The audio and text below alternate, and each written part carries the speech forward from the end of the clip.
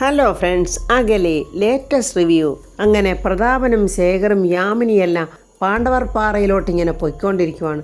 അപ്പോൾ പ്രതാപൻ പറയുന്നു, നല്ല ക്ഷീണമുണ്ട്, വഴിയിൽ ഏതെങ്കിലും നല്ല ചായക്കട കാണുവാങ്കിൽ നിർത്തണേ എന്ന് പറയുമ്പോൾ ശേഖരൻ, ദാ ചേട്ടാ അവിടെ ഒരു ചായക്കട കാണുന്നുണ്ടല്ലോ, നമുക്ക് അവിടെ വണ്ടി നിർത്താം എന്നും പറഞ്ഞ് അവരവിടെ ഇറങ്ങിയിട്ട് ആ ചായക്കടയിലോട്ട് പോവുകയാണ്. ആ ചായക്കട ചെന്ന് നോക്കുമ്പോഴോ ആ ചായക്കടക്കാരന് പ്രതാപനെ മനസ്സിലാകുന്നുണ്ട്. എങ്ങനെ മനസ്സിലാകാതിരിക്കും? പ്രതാപൻ മന്ത്രിയല്ലേ, ഏത് പേപ്പർ എടുത്താലും ടി വി ന്യൂസിലായാലും പ്രതാപനെ കാണാമല്ലോ. അപ്പോൾ പ്രതാപനെ എല്ലാവർക്കും അറിയാം, പക്ഷേ പ്രതാപനാണ് അവരെയൊക്കെ അറിയാൻ പറ്റാത്തത്. അയാൾ ചോദിക്കുന്നത്, പ്രതാപൻ സാറല്ലേ, എന്നെ മനസ്സിലായോ? എങ്ങനെ മനസ്സിലാകാനല്ലേ സാറേ, ഞാനും പാണ്ഡവർ പാറക്കാരനാ സാറേ എന്നൊക്കെ പറയുമ്പോൾ പ്രതാപൻ പെട്ടെന്ന് ഓർത്തെടുത്ത് പറയുന്നുണ്ട്, ഓർമ്മ വരുന്നുണ്ട്, സുരേന്ദ്രൻ ചേട്ടനല്ലേ, പാലപ്പട്ടിൽ സുരേന്ദ്രൻ ചേട്ടൻ. അപ്പോൾ സാറെന്നെ മറന്നിട്ടില്ല. ഇത്രയും വലിയ ഒരാൾ എന്നെ ഓർത്തിരിക്കുന്നതിനൊരു വലിയ മഹാഭാഗ്യമല്ലേ. സുരേന്ദ്രൻ ചേട്ടനെ എനിക്കങ്ങനെ മറക്കാൻ പറ്റുമോ? വേണ്ട, ഇതെൻ്റെ അനുജൻ ശേഖരൻ, അവൻ്റെ ഭാര്യ യാമിനി. നിങ്ങളെല്ലാവരും കോലോത്തേക്ക് പോവുകയാണല്ലേ. സരസ്വതി തമ്പുരാട്ടി കൽക്കട്ടയിൽ നിന്ന് വന്നത് നാടടങ്കം എല്ലാവരും അറിഞ്ഞിട്ടുണ്ട്. എല്ലാവരും അതിൻ്റെ ചർച്ചയിലാണ്. സാറേ, കുടിക്കാൻ എന്താ എടുക്കേണ്ടത്? നല്ല തണുത്ത നാരങ്ങ വെള്ളം സോഡയിട്ട് എടുക്കട്ടെ? അങ്ങനെ പ്രതാപനും ശേഖരനും യാമിനി എല്ലാം നാരങ്ങ വെള്ളം കുടിക്കുന്നുണ്ട്. മഹാദേവ സാറിൻ്റെ ജന്മശതാബ്ദിയാണ് ഇന്ന് അല്ലേ സാറേ? ആ വിവരങ്ങളൊക്കെ നിങ്ങൾ അറിഞ്ഞോ? പിന്നെ അറിയാതിരിക്കുമോ? ദേശം മുഴുക്കെ അറിഞ്ഞിരിക്കുമല്ലേ. മഹാദേവ വർമ്മ സാറ് മലയാളികളുടെ സ്വന്തമല്ലേ, ഞങ്ങളുടെയൊക്കെ പ്രിയപ്പെട്ടവന്. വേണ്ട, പുറകിന് തന്നെ വരുന്നുണ്ട് വേണുവേട്ടനും അമ്പികയൊക്കെ വരുന്ന കാറ്. വേണുവേട്ടൻ പ്രതാപൻ സാറിനെ കണ്ടിട്ട്, നമ്മുടെ പ്രതാപൻ സാർ അവിടെ നിൽക്കുന്നുണ്ടല്ലോ, വണ്ടി അങ്ങോട്ട് ഒതുക്ക്. അങ്ങനെ വണ്ടിയെ സൈഡിലോട്ട് ഒതുക്കിയിട്ട് എല്ലാവരും വെളിയിലോട്ട് ഇറങ്ങാൻ നോക്കുവാണ്. അപ്പോൾ അംബികയെ കടയിലോട്ട് നോക്കുമ്പോൾ സുരേന്ദ്രനെ കാണുന്നുണ്ട്. സുരേന്ദ്രനും അംബികയെ കണ്ടു. പെട്ടെന്ന് അംബിക കയ്യിലിരുന്ന ബാഗ് എടുത്ത് മുഖം അങ്ങ് മറച്ചു പിടിക്കുക. അംബിക ഒഴികെ എല്ലാവരും അങ്ങനെ കാറിൽ നിന്നിറങ്ങി എല്ലാവരും പ്രതാപൻ്റെ അടുത്തോട്ട് പോവുകയാണ്. പ്രതാപൻ അവരോട് കുശലാന്വേഷണങ്ങളൊക്കെ ചോദിക്കുന്നുണ്ട്. അംബികയാണെ മുഖം ഇങ്ങനെ ബാഗ് വെച്ച് മറച്ചുകൊണ്ട് ഓട്ടക്കണ്ണിട്ട് ആ കടയിലോട്ട് തന്നെ നോക്കുന്നു. എന്നിട്ട് പുറൂർക്കുക, ദൈവമേ, വല്ലാത്ത ഒരു സ്ഥലത്ത് തന്നെയാണല്ലോ ഈ കാറ് കൊണ്ടുവന്ന് നിർത്തിയത്. പ്രതാപൻ വേണുവിനോട് ചോദിക്കുന്നു, വേണുവേട്ട, ഈ നിൽക്കുന്ന ആളിനെ മനസ്സിലായി? ഓ, ഇത് നമ്മുടെ പാലപ്പട്ടിൽ സുരേന്ദ്രനല്ലേ. ആഹാ, വേണു ഉണ്ടോ? വേണുവേട്ടൻ പറയുന്നു, ഞാൻ മാത്രമല്ല സുരേന്ദ്ര, എൻ്റെ കുടുംബം മുഴുക്കെ ഉണ്ട്. കൊച്ചമണി പെട്ടെന്ന് പ്രതാപന് നമസ്കാരമൊക്കെ പറയുന്നു. പ്രതാപൻ ചോദിക്കുന്നു, അല്ല അമ്മ ഉണ്ടായിരുന്നോ? അമ്മ ഇപ്പോൾ എങ്ങനെയുണ്ട്? കൈകൊട്ടിക്കളിയൊക്കെ ഉണ്ടോ? അയ്യോ, അതൊക്കെ പഴയതല്ലേ, ഇപ്പോൾ പുതിയ കളികളാണ് പഠിപ്പിക്കുന്നത്. ഈ മോഹിനിയാട്ടവും ഭരതനാട്യവും എല്ലാം കൂടെ ചേർന്നുള്ള അമ്മിണിയാട്ടം, ആ കളിയാണ് ഞാൻ പഠിപ്പിക്കാൻ പോകുന്നത്. അതാണ് സാറേ എൻ്റെ പുതിയ നൃത്തത്തിൻ്റെ പേര്. അത് കേട്ട് എല്ലാവരും ചിരിക്കുവാണ്. അമ്മണിയമ്മ ആ കടയിൽ കുറച്ച് ഐറ്റംസിൻ്റെയൊക്കെ പേര് ചോദിക്കുന്നുണ്ട്. ബോട്ടിയും പൊറോട്ടയുണ്ടോ, കപ്പയും മീനും ഉണ്ടോ, എന്തൊക്കെയോ അങ്ങനെയൊക്കെ ചോദിക്കുന്നുണ്ട്. അതൊന്നും ഇല്ലെന്ന് ആ കടക്കാരനും പറയുന്നുണ്ട്. വേണുവേട്ടന് ക്ഷമിക്കുന്നതിനൊരു അതിരുണ്ട്. വേണുവേട്ടൻ, എടാ മരുമോനെ, നിൻ്റെ ഈ തള്ളയെന്ന് പറഞ്ഞ ഈ അവതാരം ഉണ്ടല്ലോ, എന്നെ നാറ്റിച്ച് നാറാണക്കല്ല് പറപ്പിക്കുമല്ലോടാ.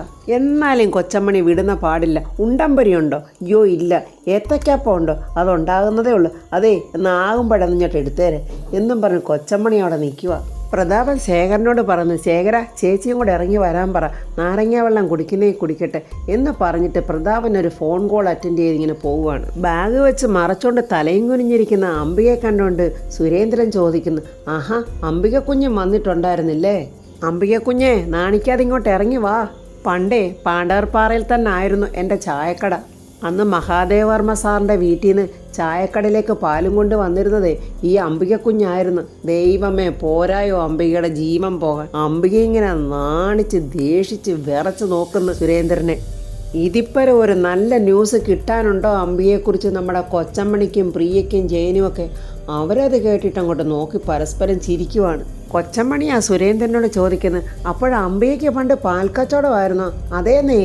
അംബികയാണ് ആ കാറിലിരുന്ന് ഭൂമി വളർന്ന് താഴോട്ട് പോയെങ്കിലെന്ന് വിചാരിച്ചിങ്ങനെ നോക്കുവാണ്. കൊച്ചമ്മണി വിടുവോ? നേരാണോ അംബികയെ? ഇതിനു മുമ്പ് പാൽക്കച്ചവടവും പായസക്കച്ചവടവും ഒക്കെ ആയിരുന്നോ? ഉറഞ്ഞു തുള്ളിയ യക്ഷിയെപ്പോലെ അംബിക കാറ് തുറന്ന് ഇറങ്ങി ഇങ്ങോട്ട് വന്നിട്ട് സുരേന്ദ്രനോട്, എടോ, തൻ്റെ കടയിലേ ഞാൻ പാല് കൊണ്ടുവന്ന് തന്നിട്ടുണ്ട്, പക്ഷേ എന്നും പറഞ്ഞ് ഞാൻ പാൽ കച്ചവടക്കാരിയൊന്നും അല്ല. ആ പഴയ അംബിക അങ്ങ് മരിച്ചു എന്നും പറഞ്ഞ ആ കടയിൽ നിന്ന് ഏതോ ഒരു സാധനം എടുത്തിട്ട് ചോദിക്കുന്നു, ഇതിൻ്റെ വില എത്ര? അയാൾ 1 രൂപ എന്ന് പറഞ്ഞപ്പോൾ പെട്ടെന്ന് അംബിക ബാഗ് തുറഞ്ഞ് നോട്ടെടുത്ത് അയാളുടെ മുഖത്തോട്ട് ഒരു ഒറ്റയേറ്. എന്നിട്ട് ദേഷ്യത്തോടെ പ്രതാപൻ്റെ അടുത്തോട്ട് ചെന്നിട്ട് പറയുന്നു, ഇനി അങ്ങോട്ട് ഞാൻ നിൻ്റെ കൂടെ വരുന്നത് എന്നും പറഞ്ഞ് പ്രതാപൻ്റെയൊക്കെ കാറിലോട്ട് പോവുകയാണ് ഇരിക്കാൻ. അങ്ങനെ അംബികയുടെ ഡെമ്പും പത്രാസും ഒക്കെ പൊളിഞ്ഞതോർത്ത് കൊച്ചമണിയും ടീമും ഒക്കെ ഭയങ്കര ചിരിയാണ് കാറിനകത്ത്.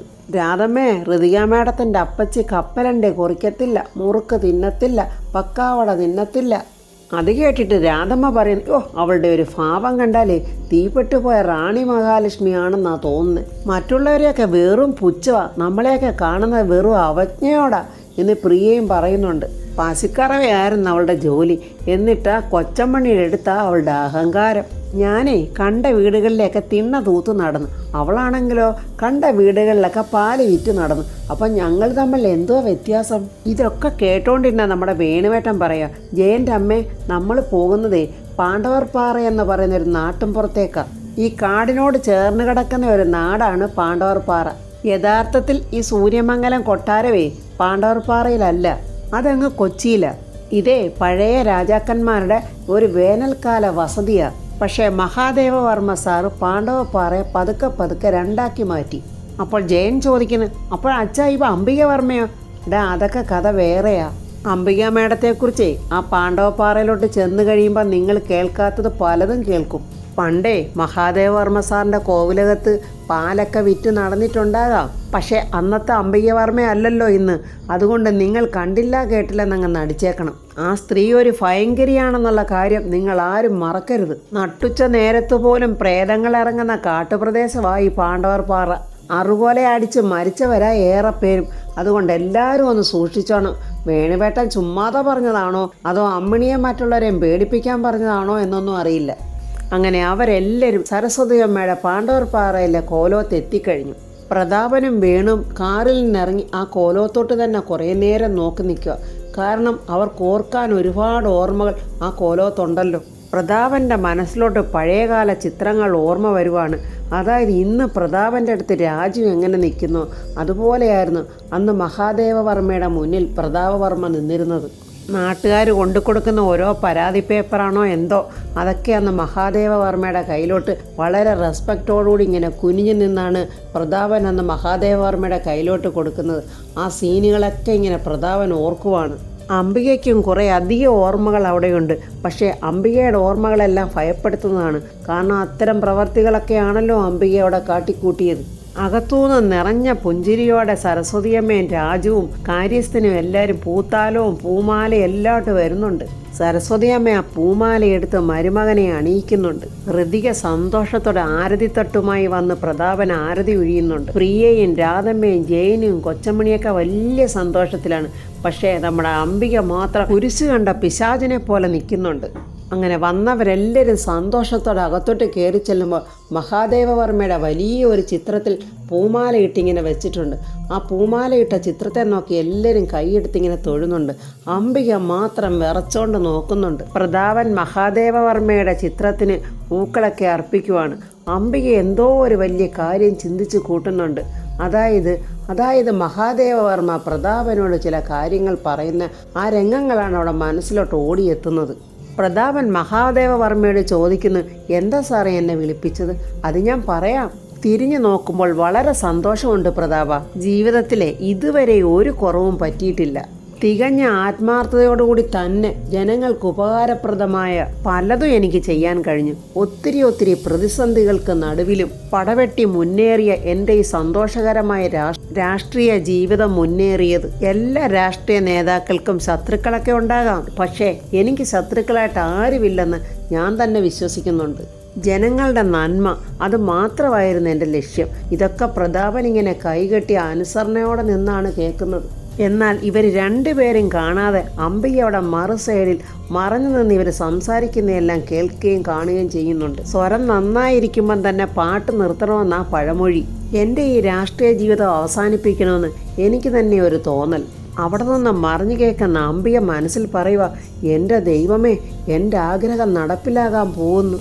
ഇനി ഇദ്ദേഹത്തിൻ്റെ പിൻഗാമിയായി എന്നെ വിളിക്കുമോ? പ്രതാപൻ ചോദിക്കുന്നു. സാറേ, അതിപ്പോൾ എന്താ സാറിനങ്ങനെ തോന്നാൻ കാര്യം? എൻ്റെ കാലമൊക്കെ കഴിഞ്ഞ് പ്രതാപ. സാറേ, അതൊക്കെ സാറിൻ്റെ വെറും തോന്നലല്ല പ്രതാപ. എനിക്ക് ജനങ്ങളോടൊരു കമ്മിറ്റ്മെൻ്റ് ഉണ്ട്. ആരും ചൂഷണപ്പെടരുത്. എല്ലാ മനുഷ്യരും ജാതിയും മതവും അങ്ങനെയുള്ള വർഗബോധവും ചിന്തയും ഒന്നുമില്ലാതെ സഹോദരന്മാരെ പോലെ തന്നെ ജീവിക്കണം. അത് മാത്രമായിരുന്നു പ്രതാപ എൻ്റെ ലക്ഷ്യം.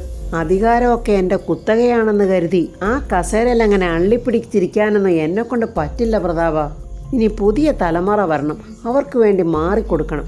ഇതൊക്കെ കേൾക്കുമ്പോൾ അംബികയ്ക്ക് ഭയങ്കര സന്തോഷം. ഇപ്പോൾ അംബികയെ വിളിച്ച സ്ഥാനമാനം കൊടുക്കുമെന്നുള്ള വലിയ പ്രതീക്ഷയിലാണ് അംബിക നിൽക്കുന്നത്. സാറേ, അത് ശരിയാവില്ല. സാർ അങ്ങനെ പെട്ടെന്ന് പദവിയൊന്നും ഒഴിയരുത്. അതേ ശരിയാവൂ പ്രതാപ. പൂർണ്ണ ബോധത്തോടുകൂടി മാത്രമേ ഞാൻ എന്തും പറയൂ. ഞാൻ ശരിക്കും ആലോചിച്ചിട്ടൊരു തീരുമാനം എടുത്തു കഴിഞ്ഞു എന്നിങ്ങനെ പറയുമ്പോൾ അംബിക ഇങ്ങനെ രണ്ട് കണ്ണും തുറിച്ച് ചെവിയും കൂർപ്പിച്ചിങ്ങനെ നിൽക്കുവാണ്. അംബികയെ ഇപ്പോൾ വിളിക്കുമെന്നോർത്തോണ്ട് മഹാദേവവർമ്മ പറയുവാണ്, ഇലക്ഷൻ അടുത്ത് വരുക പ്രതാപ. ഈ ഇലക്ഷനിൽ ഞാൻ മത്സരിക്കുന്നില്ല. അംബികയുടെ കണ്ണുകളിങ്ങനെ അതിശയത്തോടെ വിടർന്ന് പുഞ്ചിരിയോടെ നിൽക്കുക. ഞാൻ മത്സരിക്കുന്നതിന് പകരം ഈ സീറ്റ് ഞാൻ വേറെ ഒരാൾക്ക് കൊടുക്കുക. അതെനിക്ക് തന്നെ ആയിരിക്കും, ഞാൻ തന്നെയാണ് എന്നൊക്കെ സന്തോഷത്തോടെ നോക്കി നിൽക്കുവാണ് അംബിക. പ്രതാപൻ ചോദിക്കുന്നു, അത് ആർക്കാണ് സാറേ കൊടുക്കുന്നത്? മഹാദേവവർമ്മ മനസ്സ് തുറന്ന് ചിരിച്ചിട്ട് പറയുക, എൻ്റെ അനന്തരാവകാശി മറ്റാരാ? നീ തന്നെയാ പ്രതാപ. അങ്ങനെ പറഞ്ഞതും അംബികയുടെ തലയെ കൂടെ ഒരു കൊല്ലിയാമിന്നുവോ ബോംബ് പൊട്ടുകയോ എന്താണെന്നറിയില്ല. അംബികയുടെ തല പൊട്ടിച്ചെതറിയ പോലെ അംബിക ഇങ്ങനെ കണ്ണും തുറച്ച് നിൽക്കുക. സന്തോഷത്തോടെ ചിരിച്ചോണ്ട് മഹാദേവവർമ്മ പ്രതാപനോട് പറയുന്നു, നീ ഈ ഇലക്ഷനിൽ മത്സരിക്കണം, അങ്ങനെ നീ മന്ത്രിയാകുകയും വേണം. അയ്യോ എൻ്റെ ദൈവമേ, ചതിച്ചോ എന്നും പറഞ്ഞ് അംബിക നെഞ്ചത്ത് കൈവച്ചോണ്ട് നിൽക്കുക. പ്രതാപൻ വളരെ വിനയത്തോടെ പറയുന്നു, സാറേ, ഞാൻ അങ്ങനെ അതിനൊന്നിനുമില്ല. സാറിൻ്റെ ഈ തണലിലാണ് ഞാൻ വളർന്നത്. സാറിൻ്റെ ഈ തണലിൽ തന്നെ എൻ്റെ മരണം വരെ ഞാൻ കൂടെ നിൽക്കുകയും ചെയ്യും. എനിക്കെല്ലാം എൻ്റെ മഹാദേവവർമ്മ സാറ്. അങ്ങനെ പറഞ്ഞാൽ പറ്റുമോ പ്രതാപ? നിനക്കൊരു കരിയർ വേണ്ടേ? അസാമാന്യ കഴിവും ബുദ്ധിശക്തി ഉള്ളവനുമാ നീ. ഞാൻ നിന്നിൽ കാണുന്ന ഗുണം എന്താണെന്നറിയാവോ? യാതൊരുവിധ സ്വാർത്ഥമോഹങ്ങളും ഇല്ല എന്നുള്ളതാണ്. ജനങ്ങൾക്ക് വേണ്ടത് അവരെ സ്നേഹിക്കുകയും അവരെ സംരക്ഷകനായി നിൽക്കുന്ന ഒരു ജനനായകനെയാണ്. പ്രതാപനാണെങ്കിൽ ഒന്നും വിശ്വസിക്കാനാവാത്ത രീതിയിൽ ഇങ്ങനെ നിൽക്കുക. മഹാദേവവർമ്മ സാറ് പറയുക, ദൈവം ഓരോരുത്തർക്കും ഓരോ ജന്മം കൊടുത്തിരിക്കുന്നു, ഓരോരോ ലക്ഷ്യങ്ങൾ നടപ്പിലാക്കാൻ വേണ്ടിയാണ്. പ്രതാപ, നിന്റെ ലക്ഷ്യം രാഷ്ട്ര സേവനമാണ്, കളങ്കരഹിതമായ രാഷ്ട്ര സേവനം. ഇങ്ങനെ മഹാദേവവർമ്മ പ്രതാപനോട് പറയുന്നതെല്ലാം കേട്ട് അംബിക അവിടെ നിൽക്കുന്നുണ്ട്. ഇപ്പം ശരിയാക്കി തരാടാ നിനക്ക് രണ്ടുപേർക്കും എന്നുള്ള ഭാവത്തിലാണ് അവിടെ നിൽപ്പ്. അപ്പോൾ ഫ്രണ്ട്സ്, അംബിക അപ്പോഴേ തീരുമാനിച്ചു കഴിഞ്ഞു, ഒന്നിൽ പ്രതാപൻ്റെയോ ഇല്ലെങ്കിൽ മഹാദേവവർമ്മയുടെയോ ജീവൻ എടുക്കുക, എന്നിട്ട് അംബികയ്ക്ക് ആ സ്ഥാനം പിടിച്ചെടുക്കുക. അതിനുവേണ്ടി എന്തെല്ലാം ക്രൂരതകൾ ചെയ്യാമോ ആ ക്രൂരതകളെല്ലാം അംബിക ചെയ്തു കഴിഞ്ഞു. അതിനെക്കുറിച്ചുള്ള റിവ്യൂമായി നമുക്ക് നാളെ കാണാം. എൻ്റെ ഈ റിവ്യൂ ഇഷ്ടപ്പെട്ടാൽ ലൈക്കും കമൻസും, സബ്സ്ക്രൈബ് ചെയ്യാത്തവർ സബ്സ്ക്രൈബ് ചെയ്യണേ.